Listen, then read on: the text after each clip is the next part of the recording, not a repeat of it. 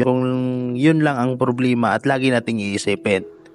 Kasi iisipin natin dito, kahit ikaw nagtatanong ka sa sarili mo, masaya naman kami. Okay naman kami. Pero bakit habang tumatagal, nawawala yung feelings, nawawala yung love? Kasi ang LDR relationship, kailangan may communication yan.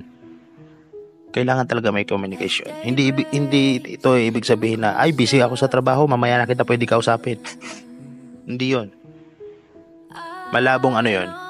Dahil pag walang ibang importante dito, bukod sa ibang may mundo ka, andyan yung asawa mo eh.